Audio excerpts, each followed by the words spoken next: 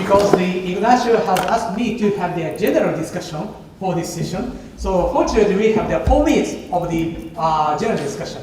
So we had today 5 speakers from the many countries. The topic was the harmful sandwater bloom and the toxic chemical substances. And for the Professor Ahmad reported that there are many environmental problems in Iran. So it was very important talk. So do you have any other comments on the question for those speakers? Okay, please first. Yeah. Okay, Ian White from Australian National University. Ian White from Australian National University. I wonder, is there any data on fish production in Lake Biwa? We've talked about all other things, but what about fish production before and after the crash? Okay, fish production. Do you have some information about the fish production in Lake Biwa? Yes. Okay, please. Fish production. Fish production. 漁獲量. I think only the commercial fish data is available. No other the fish we eat, we been collecting the information. But for other fish, we have very limited information. I think. Is it correct? Yeah, recently only aligned species we have some data. And also we have been examining the biodiversity in Lake Biwa, and some important endemic species has been decreased during the last 30 years, something. Okay, please. Okay. Yeah. Yes. Do you allow me to ask 2 questions to Hans? Okay, Hans, okay. Yeah, right. Yeah. Maybe we have several people who want to have the comments. Okay. One, please. Yeah. With regard to mitigation measures for cyanobacteria, I'm interested to know the spatial scale that you can use those prevention measures, because for large lakes like Lake Victoria, I don't know how you can do the dredging for polluted sediment. So my interest is on the spatial scale that we can use those methods. But the second one, these cyanobacteria is a problem. And this is the problem that we have with the towns around Lake Victoria Basin. That we have occurrence of cyanobacteria, but the Lake Victoria is used as a source of drinking water. And the urban water utilities, they are trying hard to see how they can treat. Do you have any method that are available to treat or to remove some bacteria that are already in drinking water? Because that's something that we're working on, but currently we still don't know the techniques that we can use to deal with that kind of problem. Yeah, let me answer the last question first. I'm not a expert on toxicology, but one of the big problems with drinking water plants with cyanobacteria like microcystis is the very first thing that usually happens in a drinking water plant is to chlorinate the water. That is a big problem because when you chlorinate you kill the microbes to create acceptable conditions from a microbiological perspective, you're also releasing all the toxins out of the cyanobacteria because most of these toxins are endotoxins.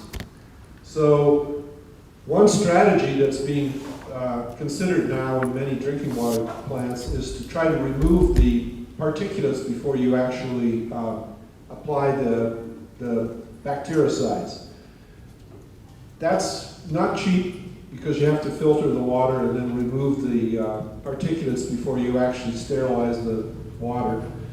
So that's one approach that's being used. One of them is like flocculation, settling the microbes, and then doing the chlorination afterwards, after you get rid of the particulates.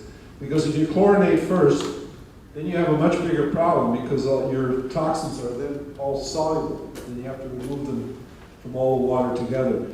So that, like flocculating the algae, removing them, and then treating the water with, if any toxins are released, treating the water with charcoal or using activated charcoal to remove the toxins is is sort of the technique that's being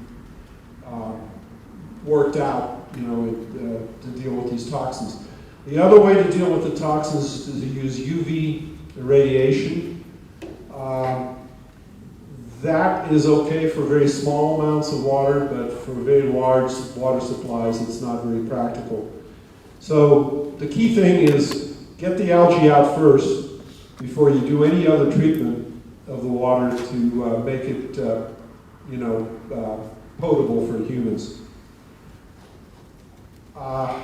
I can get you in contact with some people who really have good expertise in that area, so you know, we can maybe talk afterwards and deal with that. You had another question that dealt with. Sorry, I don't have the one more question. I'm sorry. Okay, so maybe you can discuss about it later. Yeah, that's fine. Sorry for the inconvenience. No problem. It's your idea.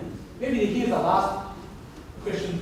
Thank you. My name is Dr. Oyaya from Regional Center for Integrated River Basin Management in Nigeria.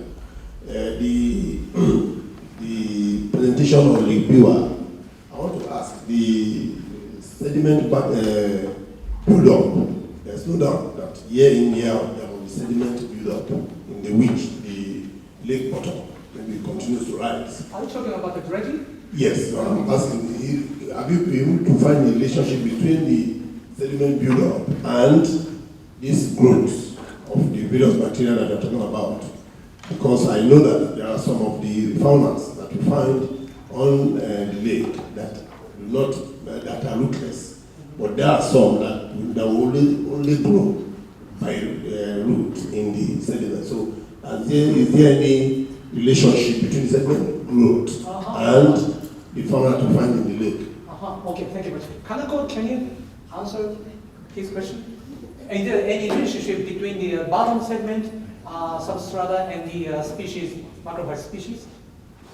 Dominance? Yes, the nutrient is real rate in the sediment, so the macrophyte increase one of the important reasons.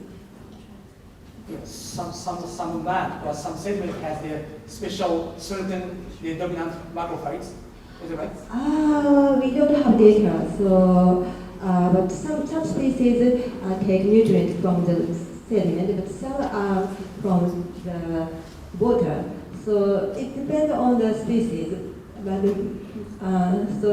but recently, the dominant species, the dominant macrophyte is taking nutrients from the sediment, so the change shifted.